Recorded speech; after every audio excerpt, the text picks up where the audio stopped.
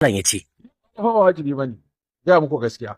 In ba za ka yi zina ba, ba za ka yi luwaɗi ba. Masu saurare ku gyara zama domin jin kalaman malamin a cikin wani karatu da ya yi.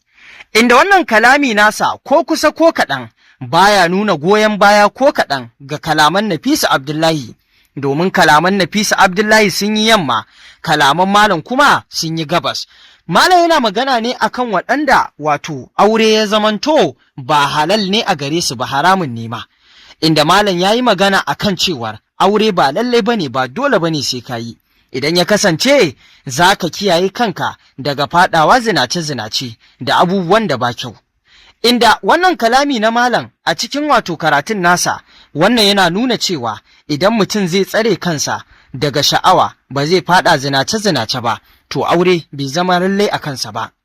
To amma idan aka yi duba da irin abubuwan da Nafisa Abdullahi ke yi da ma kuma irin abubuwan da ake furtawa a kanta, shin anya Nafisa Abdullahi da ta magana ta izgilanci akan aure, anya kuwa tana kare kanta bare ma har ta shiga sahun waɗanda malam yake magana? Ko kusa ko kaɗan alamu ba sa nuna Nafisa Abdullahi ma tana cikin irin waɗannan, saboda irin abubuwa da dama. Nafisa Abdullahi a yanzu idan aka ɗauko maganar da ta faru soyayya tsakaninta da Adam A. Zango, shi kaɗai ya isa ya nuna cewar Nafisa Abdullahi ba ta cikin wancan lissafin, domin irin waɗanda wato auren ma bai zama lalle a kansu ba, za ka tarar ko budurwa ɗaya ko kuma saurayi ɗaya ba za ka taɓa ji an ce sun yi ba. Kaga kenan babu wani zancen sha'awa a tattare da su da za ta sanya su wani shauƙi. Gare cikakken bayanin malam ku saurara. Malam ya ce. Ba wajibi bane. Gaya muku gaskiya. In ba za ka yi zina ba, ba za ka yi luwaɗi ba, kakkai auren ka kawai ka tare a masallaci kai ta karatun ku. Akwai littafi da na ɗauko nan, wani littafi in kai sace ɗinsa ma yanzu da larabci akwai sunansa al-ulama'ul uzzab allazina atharu ilma ala zawaj. Malamai ne guda 37 wanda kowanne ya mutu bai aure ba. Cikinsu akwai mai riyadu salihin na dinnan, Imam Nawawi bai taɓa aure ba. Ibn Taymiyyah har ya mutu bai aure ba. Imam Tabari har ya mutu bai aure ba. Suraka abin da ake so ba wai musulunci ya tilasta ma sai kai auren bane. Akwai ma wanda ya ce haramun ne ya aure. Haramun ne ma kai auren. Saboda in kai ba za ka iya rikewa ba, in kai ba za ka iya kulawa ba, ba ka da lafiyar da za ka iya biyan haƙƙin aure ko ba ka da kuɗin da za ka iya ɗaukar nauyin ci da sha, sai a ce haramun ne kai aure.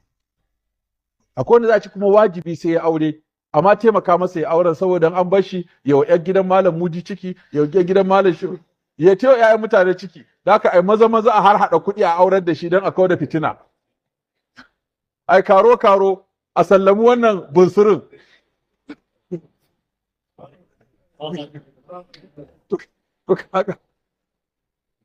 To kaga auren kenan. To ina kuma ga mutum in aka zo aka dinga yin abubuwa ba daidai ba, za a yi ta ganin ba daidai ba. To da aka tuhume zarge-zarge su suke jawowa da kuma tsananin. To masu saurare, kamar yadda kuka saurara, wannan shine wato batun da malam ya akan kaso na mutane wanda aure ya halatta a kansu da wanda ma bai zama lalle a kansu ba, da wanda ma ya haramta auren a kansu, kamar yadda malam ya jawabi, wanda ya kasa waɗanda ya haramta a gare su shine waɗanda ko sha'awar ma ba su da shi, wannan kaga ba su da lafiya, auren ma ya haramta a gare su. Haka zalika kuma akwai waɗanda suna nan saboda irin yadda sha'awa take fin ƙarfinsu sukan faɗa irin zinace-zinace da dai sauransu, to waɗannan ya kamata ma kamar yadda malami magana a yi karo-karo a aurar da su saboda irin wannan. Haka zalika duk wanda wato sha'awa take damunsa kuma ya kai ya aure, haka zalika yana da abin da zai aure, to fa wannan wajibi ne a kansa ya aure. Sai kuma waɗanda za ka samu auren kwata-kwata bai dame su ba, kula mata ma bai dame su ba, haka zalika za su iya kare kansu daga fadawa zinace-zinace da kallon abin da yake na batsa da dai sauran abin da ya kama da haka. To waɗanda za su iya kare kansu kamar yadda malam ya lissafa, akwai manya-manyan ma malamai da sun mutu ba su taɓa aure ba, kamar yadda ya lissafo irin su Ibn Taymiyyah da dai sauransu, duka ba su taɓa aure ba suka mutu kuma sun kare kansu. To in mutum ya san zai iya wannan, to shine ba lalle ne sai ya aure ba. Shin masu saurare, shin za ta iya kare kan nata bare ma har ta shiga cikin sahun waɗanda ba lalle su auren ba?